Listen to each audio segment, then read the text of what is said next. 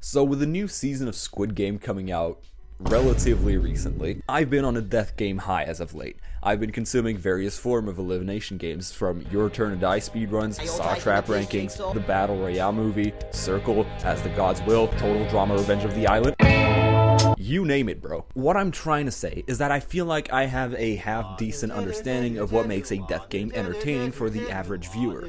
Either that, or the Dunning-Kruger effect is completely obliterating me. As sadistic as this sounds, franchises with death games hold a very special place in my heart. One of them is to blame for me starting this channel. I don't think I'm the only one either, because how else could a show like Squid Game have gained so much traction? Sure, you could argue that Squid Game became the most watched show on Netflix due to its poignant critique of Korean culture and the people at the top. But come on, deep down we all know that the reason Squid Game got so popular is because of the funny colors and the scenes where the Koreans made the funny facial expressions. The games themselves were the main draw of Squid Games because it's where most of the drama took place. That and the saturated colors meant that it could grab the attention of literally anyone who was unfortunate enough to have access to any TikTok-style content in 2021. While Squid Game didn't invent the death game formula, I do believe that besides the Saw and Hunger Game, franchises, most media in this quote-unquote genre was considered niche, and anything niche was probably gatekept by enthusiasts. This isn't to say that there were no developments in the death game formula, as movies, TV shows, and more kept being made between Saw and Squid Game, but it definitely wasn't mainstream. Instead, most people probably brushed it off as something more akin to splatterpunk, which definitely isn't for everyone. Not only did Squid Game prove to Western audiences that death games didn't only have to rely on shock value or gore to tell a good story, although it does draw eyes, it also motivated people to seek out more foreign media in this genre, because for some reason, East Asian nations, and especially Japan, are renowned at pumping out franchises of this style. According to an article on the website Dazed, death games provide an outlet for us to compartmentalize our collective feelings of dread and uncertainty towards the failing of our government and systems. By taking the underdogs, or people who have been failed by society, and granting them power and a desire for survival against a system determined to harm them, it allows for critiques of present-day injustices which aren't too far-fetched in a lot of cases. This is why characters like Song Gi-hun, Shuya Nanahara, or in today's case, Ryohei Arisu, are perfect protagonists for this genre. They're essentially people brushed aside by society simply for existing at the wrong place and wrong time. They're normal people like you and me who, for one reason or another, have ended up in this seemingly insurmountable situation where instead of giving into violence or protest like we've all pictured ourselves doing at some point in our lives, they'll move forward with trust, showing that in the end being human is all about being compassionate and working together for the future that we desire. The death game genre is a beautiful one because for as much as paranoia may seep its way into the players going into the games, the viewer usually trusts that a way out will be found, because otherwise, what's the point? If Katniss and Peeta just died at the end... If Katniss and Peeta just died at the end of their games, would there be a point besides emphasizing just how cruel society is? Not really. It would really just make the whole story obsolete, considering all you have to do to realize that is just to go outside. Okay, wait, no, hold up. Actually gonna make me sound like a sicko. The point I'm trying to get at here is that in order for a death game to be truly effective, it has to be able to definitively change a player and making them feel like they earned it. Protagonists in these games, just like most fictional characters, are underdogs who must go through the typical hero's journey. I think the main way in which death games differ from most media is through the strict rules enforced onto characters, the punishment for disobeying usually being death. While the outcome is usually the same with a soul or a few survivors from the games, the path taken to achieve that result will never be the same. As while this format is seemingly more structured, the way in which these games are created and played allowed for a completely different approach to storytelling and character dynamics, which makes death games stand out from other thriller categories. TLDL, people love entertainment where suffering is present. Just look at ancient Roman circuses and reality TV. Today's example of a death game comes from the Netflix adaptation of Haro Aso's manga series Alice in Borderland. Now, before you send me to get the lethal injection, I just want to state that I don't believe the Netflix adaptation is better than the original work. While I understand that people have many gripes with Netflix for not making the best adaptation ever made, I can appreciate the fact that it's definitely one of the better ones based on the current track record. It makes sense that they would remove or change certain aspects from the source material, considering TV shows and manga are completely different media medium, and granted, I could talk about this particular game from the manga and have the same points to make, but generally YouTube tends to favor literally anything over graphic novels. Also, I'm assuming more people discovered the franchise through the show. I apologize to all the 300 people who've actually read the entire manga, and I hope that you can convert more people to your cause. The show still has another season that's set to come out this year, and while it will bring cool content to live action, I assume, the game I want to discuss today is actually seen in the 3rd episode of the series. I know some of you may be fuming because you probably think the games played in Season 2 are so much more dramatic, and while I agree, I do think the amount of stakes at play in those games are absurd, which made me slightly less invested because there was no way the protagonist could fail at that point. And now I'll stop edging anyone who hasn't seen the show, and I'll tell you straight up, the game is the 7 of Hearts. You may be wondering what that even means, so let me bring you up to speed with what viewers would know up to this point about the Borderlands game system. Not much is really known about the system in which the games operate beyond the fact that every game is associated with one of the 52 cards in a normal deck, or 54 if you add the donglers. After beating a game, the players are rewarded with 1 card to share, and they're able to keep living for an amount of days that corresponds to the number on the card, which acts like a life visa basically. If this visa runs out, I will let you guess what happens. The numbers are also a sign of difficulty, so if you get a higher number, the chances are you aren't coming back to your battery-powered love shed. This system easily creates a risk for reward system that we all know fantastic games should have. So that's the numbers sorted. As for the suits, every symbol is linked to a type of game. Diamonds are games of intellect or wit. Spades are physical games that will somehow have even more variety than high school PE class. Clubs will try to promote friendship while incorporating elements from other suits. And finally, hearts are all about trust and betrayal, which is great for any slow burn A24 psychological thriller. There's more to it, but it's not really relevant because it has no effect on this game, and we as the viewer don't even know about additional rules yet. Now, at this point, the 3 lifelong buddies of Arisu, Karube, and Chota, plus the Muzz, are riding on a decent high considering the insane situation they're in. Arisu and Karube have survived 2 games thanks to Arisu's Mary Sue capabilities. You see what they did there? You see what they did there? It's not even intentional. Japanese people don't even have the concept of Mary Sue's, or maybe they do, but it's not called Mary Sue's there. Very, very cool coincidence. Very nice. Very epic. Very swag. Hashtag like and subscribe. Sure, they almost died both times. Chota is disabled after getting scorched during their first game, and both Chota and the Muzz have 1 night remaining on their visa due to not participating in the second game. But hope is far from lost, as the group may have stumbled upon a clue that may reveal more about who's behind this. This may seem like a terrible situation to be in, especially because the hardest game so far was rated 5, but considering they could all just be desperately surviving with belief that it will all blow over eventually, or, just be dead, the group actually living with a goal in mind is a much better place to be in. The main concern the viewer has at the moment is related to the fact that the Muzz has high-key been gaslighting Chota. No busy Bap fam, that shit is desk, Kroski. While it sucks to see someone being exploited for their weakness, this is to be expected because he's in a death game and he just met this woman. It's not like they have this deep friendship that will mostly be explored through flashbacks.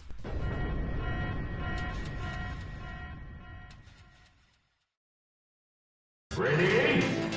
Go! One of the best things about death games is the insight they can provide into the human psyche. Of course, the scenarios in this genre can't be reproduced, legally at least, but the ever-so-present themes of desperation and what it truly means to be human are some of the most poignant things if done correctly. Despite seeing most of these characters exclusively in these nonsensical death games, at the end of the day they're meant to represent common folk like you and I. Unless the purpose of the franchise is to show gore and make the viewer miserable, I do firmly believe that death games are meant to convey the message that even if you feel like you're left behind by the people in charge, there's still hope for you because no matter what, you'll always find others and aim for a common goal because at the end of the day, humans are all social creatures. At this point, Shibuki has been depicted as being manipulative, sure, but who's to say that another character wouldn't do the exact same thing in her place? Even if her actions seem morally wrong, we as the viewer have to keep in mind that we will never have to go through this and can't fully understand where she's coming from. I'm not saying she's justified, I'm trying to say that Shibuki serves as a perfect initial foil to the main trio because they take a more utilitarian approach to the games, always weighing the pros and cons in regards to the greater good, while Shibuki seems to be in a full Darwinian survival of the fittest grind set. She hasn't made an attempt directly at sabotage sabotaging the group, her manipulation of Chota while the other two were playing the Five of Spades allowed her to sow seeds of discord within the friend group. Despite having such different approaches to the games, they're drawn together by the common goal of survival, and because this goal is universal, it helps ground characters automatically.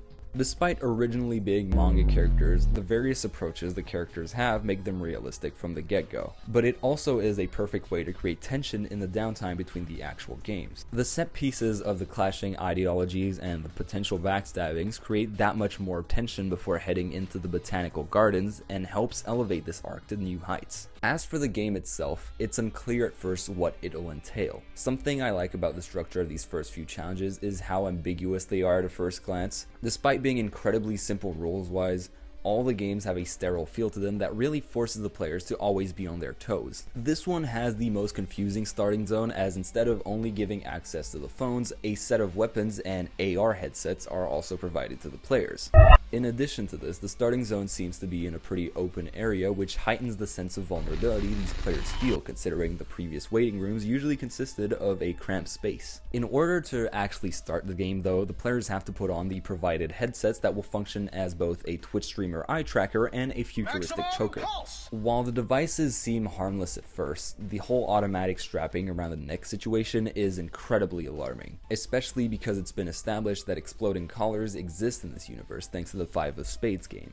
To add insult to injury, as soon as the collars attach themselves around all four contestants, the card is finally revealed. The choice to show the card after everyone has signed up is especially cruel in this case, because while lasers trapped the players in arenas previously, the headsets make the situation feel more personal, and every slip up will be amplified because everyone has the constant reminder that they chose to be here willingly. The rules of this game are finally explained to be hide and seek. Like the previous game, the rules seem to be pretty self-explanatory. While the twist of the game is anticipated and expected, the sequence where the rules are actually told still hits thanks to how still everything feels.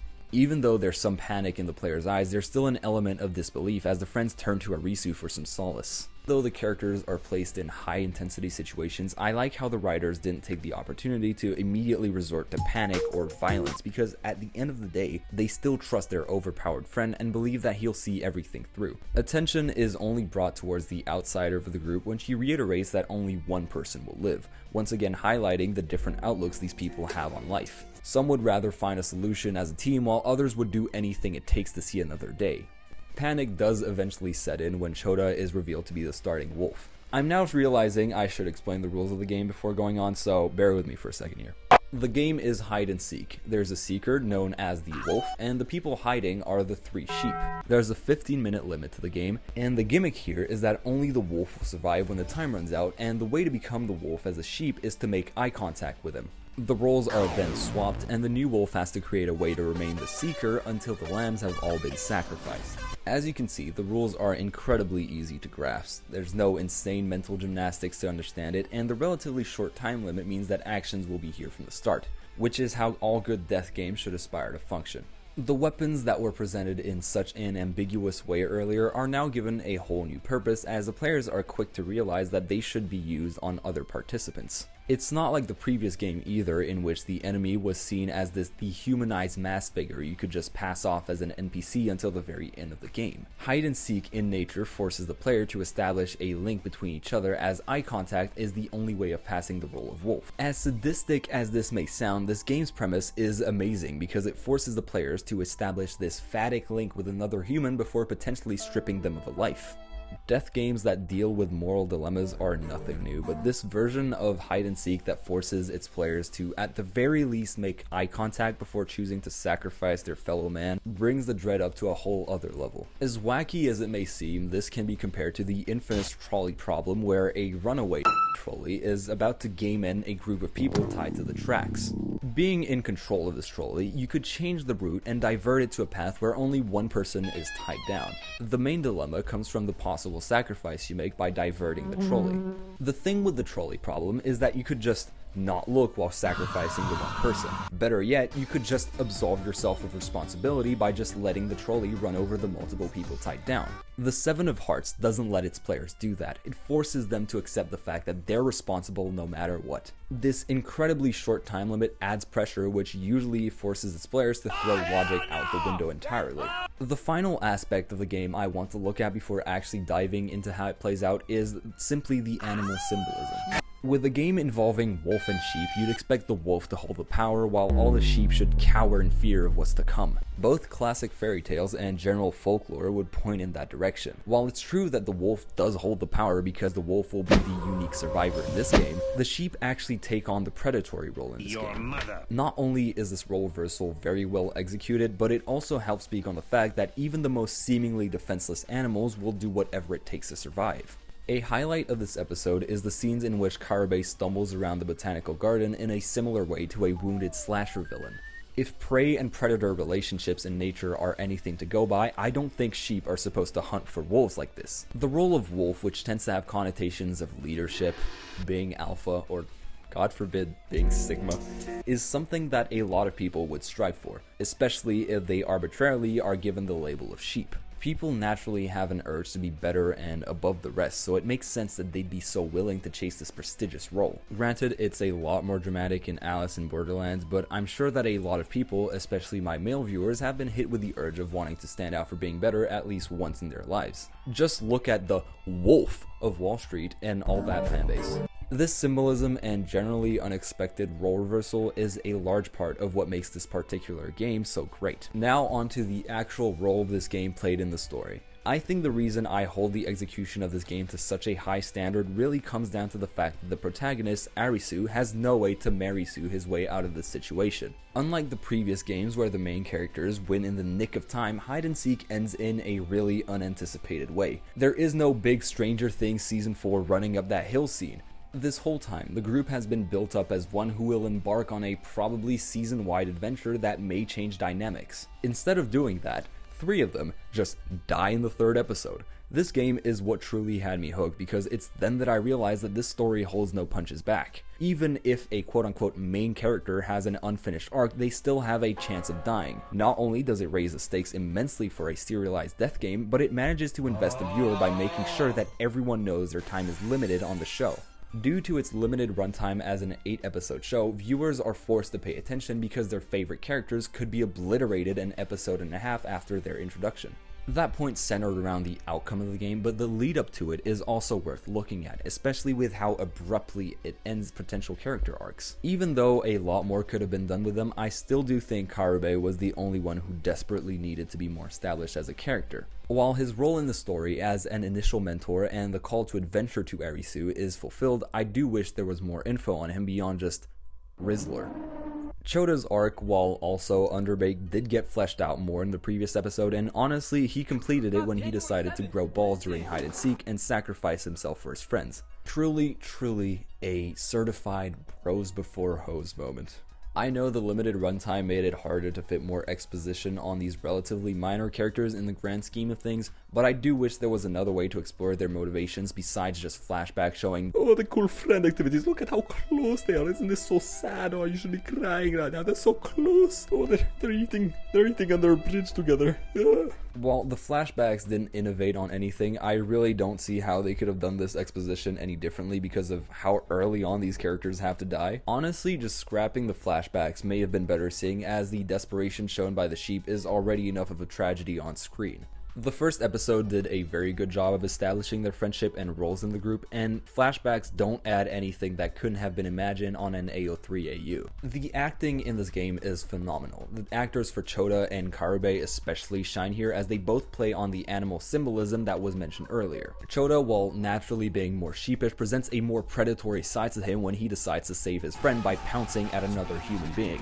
The writers don't throw out his development from the previous episode either, they incorporate it by making him question even more if what he's doing is justified. Karube, on the other hand, while always taking up the alpha male archetype of the group, is finally embracing it, as for most of the episode he chases the wolf around in a desperate struggle to survive. Being the determined hunter he is, He stalks around the botanical garden for a lot of the game, and the acting really accentuates how animalistic the participants become in this situation. These animalistic tendencies die down eventually though, as every sheep slowly realizes that Arisu will have to survive because he's got the most quote-unquote potential. Instead of fighting to the death to find out who will be the wolf, the sheep sacrifice themselves, which links back to the religious notion of sacrificial lambs, something I'm sure Chota thinks about very often. In becoming these sacrificial lambs, the players who have condemned themselves are essentially letting their humanity shine through. They see another one of them in pain, and they'll do whatever it takes to help them. No matter how much Arisu scrambles to find a last-minute solution or refuses to be the sole survivor of this game, the others accept their fate and play the game of hide-and-seek as one would expect, where the sheep hide away from the wolf. You can call it cheesy or corny or whatever you want, but Karube's monologue while Arisu searches for him is just so well made and actually makes me feel things for the characters that isn't just, man, oh man, I am so glad I am not that guy.